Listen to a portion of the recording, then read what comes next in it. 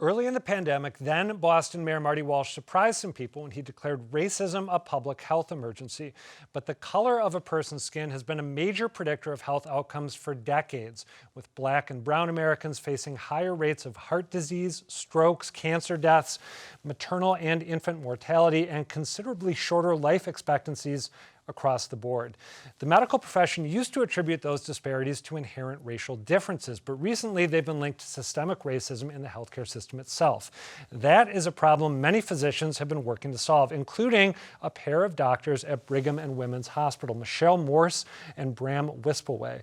But as we first talked about a couple of weeks ago, their efforts have been targeted by a local hate group ever since they published an article in Boston Review last April called An Anti-Racist Agenda for Medicine that outlined a program for addressing inequities in cardiology care at Brigham and Women's. In the months since, the Worcester-based group of neo-Nazis has been protesting Morse and Whisperway, accusing the doctors of pushing a, quote, blatant anti-white genocidal policy.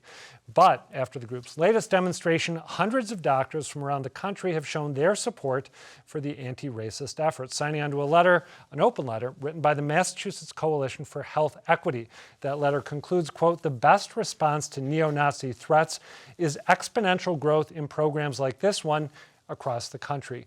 Two of those doctors join me now. Lara Jirmanus is a fellow at Harvard Center for Health and Human Rights and a clinical instructor at Harvard Medical School. And Tia Tucker is a physician at Cambridge Health Alliance. Thank you both for being here.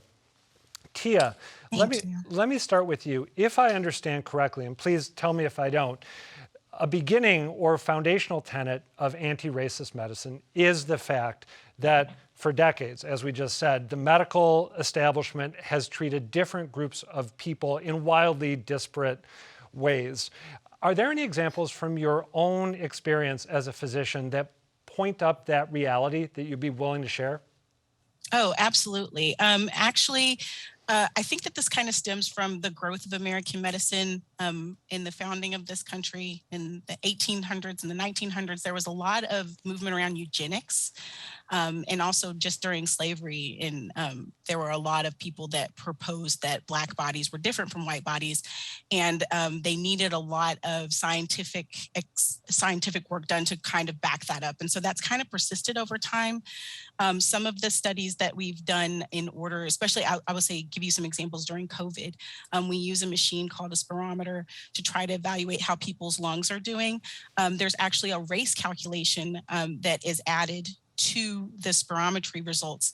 It's based on an idea that some people's lungs based on race are different or have higher or lower capacity based on race. And this is a machine that we use in inpatient medicine as well as outpatient medicine in the clinic. Also, there is an underestimation of how much oxygen is in your blood based on that little thing that the doctors put on your finger. Yeah. It's called a pulse oximeter, and it's actually designed with certain skin tones in mind. It appears because it seems to underestimate the amount of oxygen that is in your blood if you are a darker skinned person. Okay, thank you. Oh, go ahead. Sorry. There's a long list you can stop. Yeah. There's many more things, unfortunately. GFR, which is it's a calculation that we use to measure how people's kidneys are functioning. It will help us decide whether your kidneys are failing or not. There's actually a race-based calculation on that. And I think actually that's a perfect segue. I'm glad you brought that up. When I was reading up on this and looking specifically at what Mass General Brigham is doing, the initiative that's underway there to root out racism in medical practice. They mentioned, I believe, that they're adjusting that calculation, trying to remove that racial slant or that racist slant from the way kidney care is provided. But Lara Jirmanus, again, tell me if I have this wrong. It seems to me that a corollary tenet of anti-racist medicine is the idea that trying to go colorblind, trying to pull out things that are perhaps implicitly biased or that perpetuate racist ideas, that going colorblind or race blind has been attempted and has not succeeded. Am I getting that right?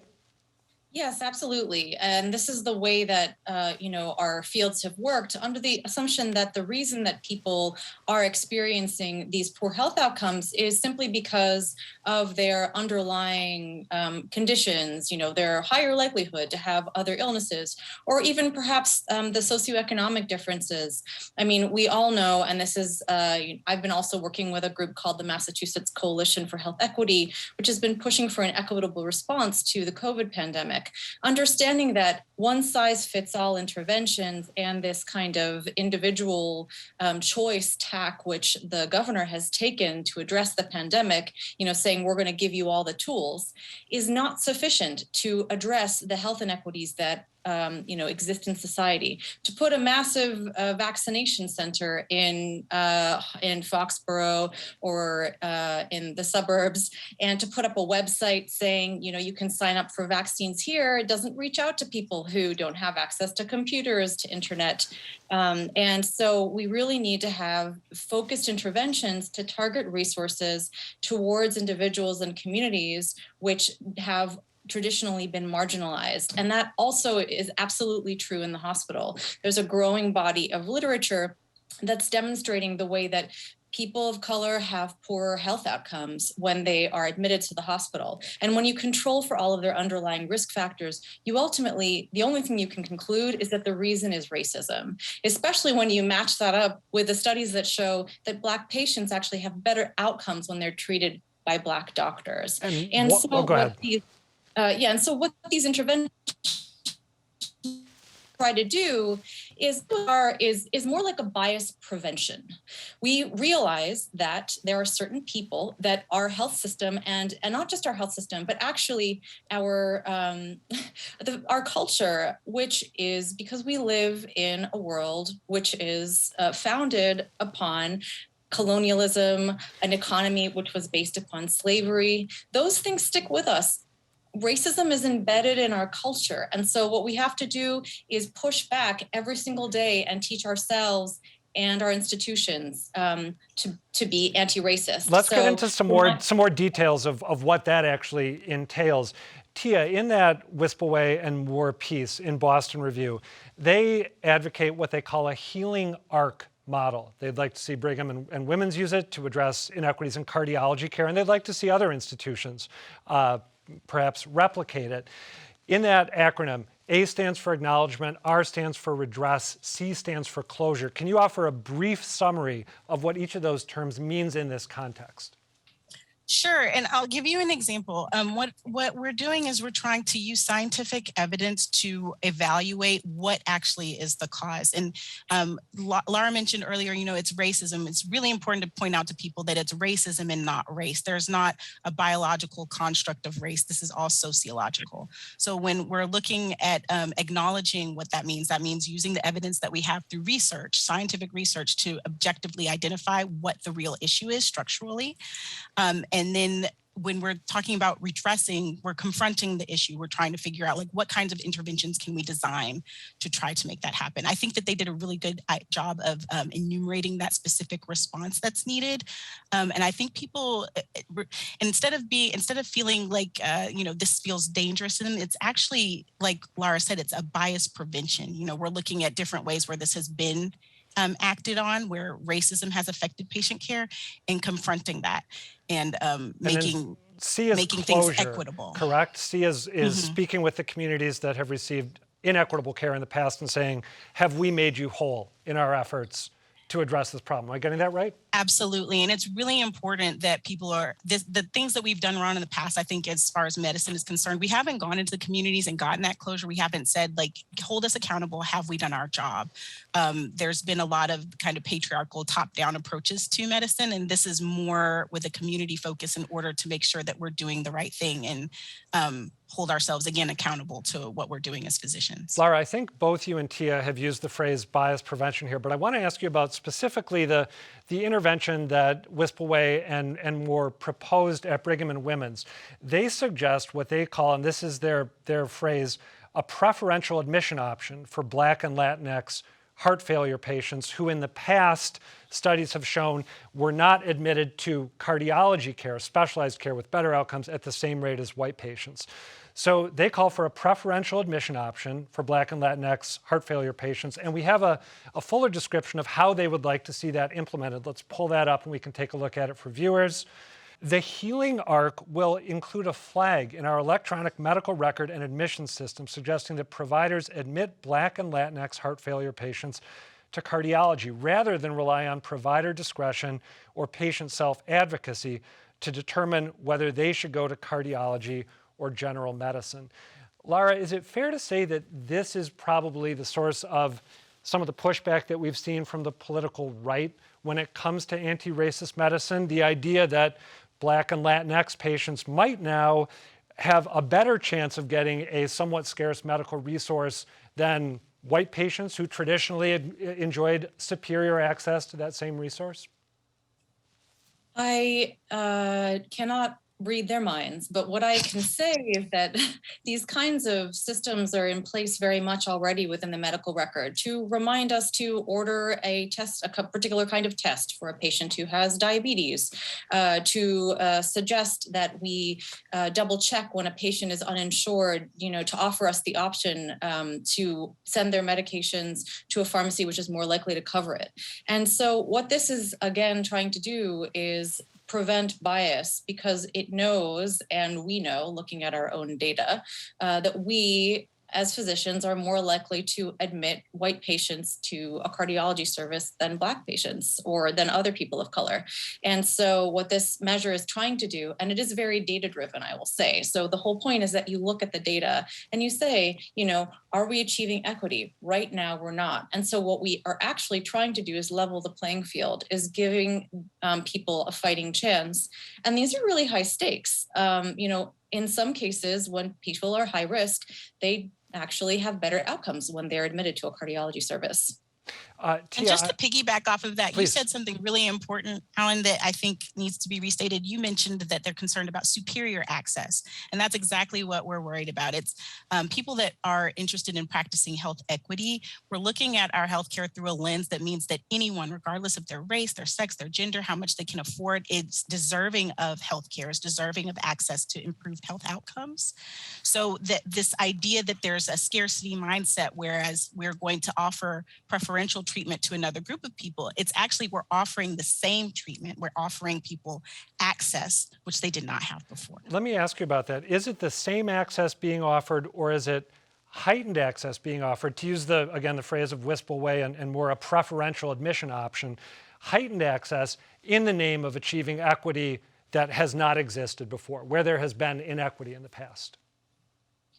No, it's about achieving, I think that the objective is equity. It's right. about achieving equitable levels of access with regard to people's underlying risk factors and medical necessity. And that is something that our programmed brains, because we live in a society that repeatedly teaches us to be racist every minute of our lives, we have to insert reminders saying, hey, wait a second, the white, very rich looking patient that keeps telling you he really wants to be admitted to the cardiology service, well, that's not a medical reason to admit him.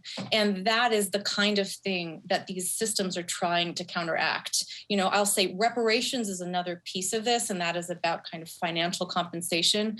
But nobody is advocating for, for making up for decades of inequitable treatment by denying people access to healthcare that they need based on their skin color. It's actually quite the opposite. It's trying to figure out, how do we actually get our system to remind us to push back against our racist underlying ideas and make sure that we're actually offering the same opportunity for life-saving healthcare to everybody.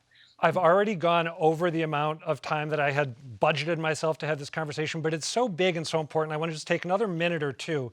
If you can answer these questions, they're big questions, but a brisk answer would be great. I want to make sure you get a chance to take them on.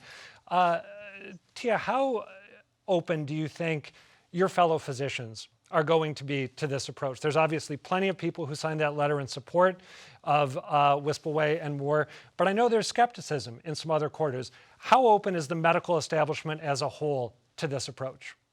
Sure. I think it depends, of course, but this is something that is gaining a lot of traction in medicine, and not this approach that they've designed is unique, and it's hardy, it's comprehensive and evidence-based, but there's a lot of things that physicians are already doing that are not exactly this approach with their health equity accelerator. They are applying educational models to go out into communities and meet people where they are in spaces where they did not have access to education. Lara mentioned earlier about vaccine access. There's been a lot of programs that have gone directly to communities that have in the past suffered from access to vaccines and miseducation, and have gone directly to those communities. We've done a lot of work here on making sure that we're confronting policies that have disproportionately affected people of color in our hospitals.